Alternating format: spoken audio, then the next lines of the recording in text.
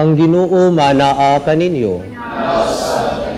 Kinutlogikan sa Ebanghelyo sumala ni San Lucas.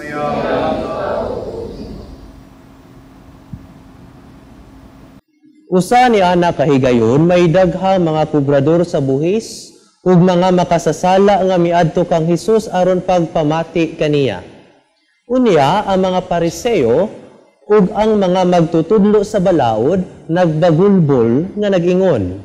Kining tawhanan nag-abi-abi sa mga makasasala ug nakigsalo pagani kanila. Tungod niini misugilon kanila si Jesus ug usa ka sambingay. Si Jesus mipadayon sa pag-ingon. Dihay usa ka tawo nga may duha ka anak nga lalaki. Usa ka adlaw ni ana ang manghud miingon sa iyang amahan. Tay, hatagi na ako sa akong bahin sa katigayunan. Busa, gibahin sa amahan ang katigayunan tali sa duha niya ka anak. Tapos sa pipila ka adlaw, gibaligya sa manghud ang iyang bahin, ug milangyaw siya sa layong dapit diin, giusikan niya ang iyang salapi sa mga kahilayan, hangtod nga nahurot ang tanan. Unya miabot ang usa ka dakong gutom ni adtong dapita. Gihatod siya ngadto sa pagkawala gayoy nahot. Busa mialagad siya sa usa sa mga mulupyo ni adtong dapita. Ug gipadala siya ngadto sa iyang uma aron pag-atiman sa mga baboy. Tungod sa kagutom buot unta siyang mukaon sa bunga sa kahoy nga gilawog sa mga baboy. Apan walay mihatag kaniya. Sa katapusan, nakaamgo siya sa iyang dakong sayop ug miingon siya, nagsubra ang pagkaon sa tanang sinuhulan sa akong amahan, apan ako ania, hapit na mamatay sa kagutom. Busa mo pahawa ako niining dapita ug mo pauli ngadto sa akong amahan ug sultihan ko siya. Tay, nakasala ako sa Dios ug kanimo. Dili na ako angayng tawgon nga imong anak, isipa na lang ako nga usa sa imong mga sinuhulan. Busa milakaw siya ug mipauli ngadto sa iyang amahan. Apan, layo pagani kaayo siya sa ilang balay. Nakakita na ang iyang amahan kaniya. Naluoy siya sa iyang anak ug midagan pagtagbo kaniya ug unya gigakos ug mihalok kaniya.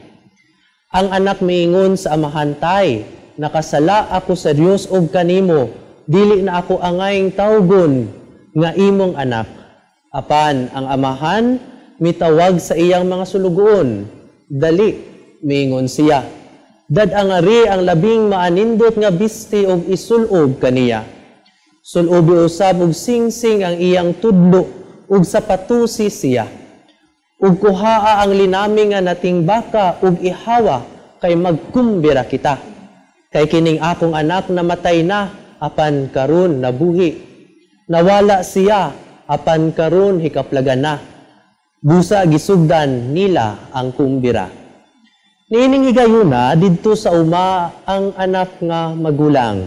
Sa iya nang pagpauli ug sa diha nga duol na siya sa balay, nabati niya ang huni ug ang panagsayaw. Busa, iyang gitawag ang usa sa mga sulugoon ug iyang gipangutana, nag-unsa man kamo diha?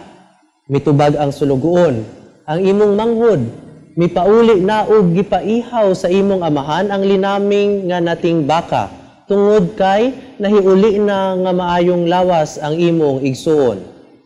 Nasubo pag-ayo ang magulang ug midumili siya pagsulod sa balay. Busa migula ang iyang amahan ug gialam-alaman siya aron mosulod. Apan mitubag siya. Tay, huna-huna aragod. Sulod sa daghang mga tuig nagsilbi ako kanimo, ingon sa usa ka ulipon ug wala ako makasupak sa imong mga sugo bisan makausa. Apan unsa may imong gihatag kanako? Wala gayud. Bisag kanding nalangunta aron maglipay ako uban sa akong mga higala. Apan, kanang imong anak, nag-usik-usik sa tanan mong katigayunan uban sa mga daotang babae. ug sa iyang paghiuli imo hinuong giihawan sa linaming nga nating baka. Ang amahan mitubagdong, ikaw kanunay uban kanako ug imo ang tanan kong katigayunan. Apan kinahanglan gayud nga magkumbira ug maglipay kita. Kay ang imong igsuon namatay na ug karon nabuhi, nawala siya ug karon ikaplagan na. Ang Ebanghelyo sa Ginoo. Mga igsuon ko da ni Kristo, karon ang ikaupat nga Domingo sa Kwaresma o gitawag nato na Litare Sunday. Kung maingon tag Litare, mga gisugo kita na kita magsadya, no? Ang pangutana nganong kinahanglan man ta magsadya na naa man tata sa pagpuasa. Naatay dakong rason na magsadya tungod kay ang atuang Ginoo naghatag madnatog paglaom o kining paglauma dili gud kini mapakyas. Tungod kay kini nagsukad man sa iyahang mga pasalig, nagsukad man sa iyahang pasalig, sa iyahang pagpasaylo. Na ato ang makita dinha sa ato ang nindot taas na ebanghelyo, no? Maigsoon ko dani Kristo, taas kayo atong ebanghelyo pero nindot kaayo ang ato ang ebanghelyo. Nabitaw sa ka theologian na nag-ingon, no? Pwede ra kayo okay ra. Dili nimo mahinumduman tanan ang naa sa ato ang mga ebanghelyo. Basta ang importante, dili nimo hikalimtan ang Lucas, no? 15, no? Ang ato ang gospel karon kay nga naman nagpakita man kini sa kaayo sa ato ang Ginoo. Ang ato ang Ginoo gi-represent diya sa usa ka yung pa mausikon nga amahan, no? Namay mo ingon na it's not about the prodigal son, it's the prodigal father. Mausikon na amahan. Unsa may giusik-usikan, Father? Giusik-usikan sa amahan ang iyahang andam ang amahan na muusik-usik sa iyahang paghigugma, ang iyahang kaluoy o iyahang pagpasaylo. No? Dinhi sa ato ang ebanghelyo, we are also invited na unta maisama kita sa manghod, no? Anak na manghod, kaya naman naay capacity to repent, naay pagpaubos aron moduol sa amahan o pagpangayo o pagpasaylo. And we are also warned, no? Gikuan po ta, no? Somehow we are warned against mahimo dili unta ta maisama sa magulang na amahan, because ato makita sa ato ang ebanghelyo ang magulang na igsoon, rather ang magulang na igsoon wala kaayo siya malipay na nibalik o naghinulsol ang iyang manghod. Na maigsoon ko da ni Kristo. Nga naman, because it is good to understand na kasagaran natong mga tao, dili gud kaayo ta makasabot sa gitawag na justice about sa ato ang Ginoo. Oftentimes, kung may muntag justisya, ato dayon ni siya i-equate sa punishment. Kasagaran sa ato ang hunahuna, if we talk about justice, then therefore dapat silutan. Kung ato ang tanaw ng ato ang ebanghelyo, mga igsoon ko da ni Kristo, dili ingon ana ang hustisya sa ato ang Ginoo. Ang hustisya sa ato ang Ginoo is ang paghatag kung unsay angayan. Mo nang ato ang masabtan na ang ato ang Ginoo dili siya malipay kung naay pagsilot na maangkon ang usa ka taong dautan. Kay nga naman, God only wants as the sinner to undergo consequences. Ang Ginoo ganahan lang na ang usa ka makasasala iyahang makita ug iyahang masinati ang mga consequences sa iyahang mga buhat, because God wants the sinner to repent and be converted. Atong usbon mga igsoon ko da ni Kristo, ang atuang amahan, ang atuang Ginoo dili malipay sa mga pagsilot, kundi ang iyang gusto na ang tao na makasasala iyahang atubangon ang mga resulta sa iyahang mga choices, and this we call consequences. O kining mga consequences mauuntay makapatukmod aron ang usa ka makasasala mabag-o. No, maigsuon ko da ni Kristo, because God, no, gibuhat ta sa Ginoo na mga maayo, Kung makabuhat ang mga dautan, murag nilayo ta sa ato ang identity. And the justice of God will want us na mabalik ta sa ato ang original dignity. Dinhi sa ato ang ebanghelyo, gisunuban og maanindot na bisti, gibalik sa iyang dignidad. Gisunuban og singsing, gibalik ang iyang otoridad. Gisunuban og sapatos, gibalik ang iyahang gawas nun. Mauna ang justice ni God. Kita, daghan nato, guilty, ato ang ganahan, kung ato ang silingan, ato ang isuon makasala, dapat, kung ano yun na siya, kung mangawat, dapat putlan ginaog kuan, kamot, no? Inana, no? Mga adik, ang ayang patyon, inana, mga kurap, ang ayang bitayon. Kay we want, mauman ang ato ang understanding of justice. But God understands justice na mangita siyag pamaagi aron ang tao mahibalik sa iyahang original na pagkamaayo. Munang di gyud na siya maayo ang ato ang pagsabot na maingon ta ay nakasala ko, silot ni sa Ginoo. Moong nakasala ko, dili na siya maigsuon ko ni Kristo kay ang Ginoo dili malipay na musilot tungod kay ato ang Ginoo mahigugmaon. Ningon bitaw sa ato ang salmo, no? Ato ang Ginoo maayo ug maluluyon, no? Mo nang di gyud siya malipay ni ana.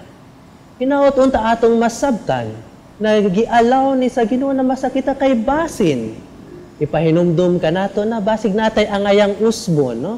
Basig nagpalabi na pud kag kaon og ginamos, no? Basi nagsige na kag kao ginamos, nasige pa kag kao no buwas, sige soft drinks aw. Unsaon man na magubagod nato ato ang kidney. No, naigsuon ko ni Kristo, no. Ug sige kag kao lechon, ay Ginoo ko, lami tuod, pero motaas pud atong BP. Gipahinumduman ta, no. Kanang mingon ta, ni taas na ato ang BP, oy mag-diet na ta, di na ta magsigig kaon og kuan, di na ta magsigig kaon og lechon, di ba? We need to face it so that we can ato ang mabalik ang ato ang good health, no? Again, but it's more than that in our God. It's more of our dignity sa ato ang pagkatawhanon na kita maayo. Hinaot unta maisuon ko ni Kristo, no? Ato na siyang masabtan so that every consequences or unsa man ang ato ang mga sitwasyon sa ato ang kinabuhi, ato ni siyang makita na pamaagi aron kita makabalik or kita makapalaw sa ato ang paghigugma sa ato ang Ginoo. Like that of the manghud na anak. O mao po ang warning sa ato ang mga igsuon ko ni Kristo.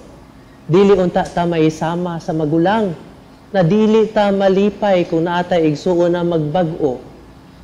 Hinaot unta mo sadya, mo celebrate usab kita kung naatay makit-an nato ang igsuon na gitagaan sa Ginoo chance aron siya makapaghinulsol o makapabag-o sa iyahang kaugalingon. Dili unta ta moingon, di unta ta madayon mangluod, no? Usahay dali gud kay ta mangluod nganong gipaburan man ni permanente ni mga tawhana, no? Ato ang hinumduman, no? Ato ang hinumduman that seemingly like nga ni sa ato ang kalibutan na ay mas gipaburan. But at the life after this, naagid nga to ang tinud-anay na reward o naay tinud-anay na usaman consequences sa ato ang mga gipangbuhat. Kumusta man maigsuon ko ni Kristo? Sa ato ang hunahuna or sa ato ang kinabuhi, do we really enjoy? Do we really celebrate ba ta ng ato ang usa ka igsuon gitagaan og chance na mausab o makausab sa iyahang kaugalingon? Or are we like those people na maingon di na sila kinahanglan, sagbot na sa katilingban, dapat bitayo na sila, patyo na sila. Remember in our second reading, we are called to become ambassadors sa ato ni Kristo. Ang ato ang Ginoong Hesukristo naghatag kanunay og gasa, grasya, kanang capacity or the chance to repent. Kita pud unta, mahimo pud unta tang aktibo sa pagpadayag nga kitang tanan angayan og naay chance kay gitagaan ta sa Ginoo. Justice now, my dearly beloved in the Lord, is not about me and you. It is now about kung ato bang gitagaan og hustisya ang Ginoo. Ang Ginoo sa iyahang gugma, sa iyahang justice, gusto na mabalik ta sa ato ang original na pagkamaayo. Unang gitagaan ta na chance na mag-usab ug mag-repent. Now justice to God would be ato aning paningkamutan na ma-preserve ang kabubuton sa Ginoo na ato ang isang yaw na ang tanan na agihapoy kapasidad na ay chance kay gitagaan sa Ginoo opportunity na magbag-o dili unta ta mahimo mga instrumento na makaputol o makabugto niining gasa or kining oportunidad na gihatag sa Dios sa usag-usa. Atuan ni siyang pangayoon na grasya. Amen.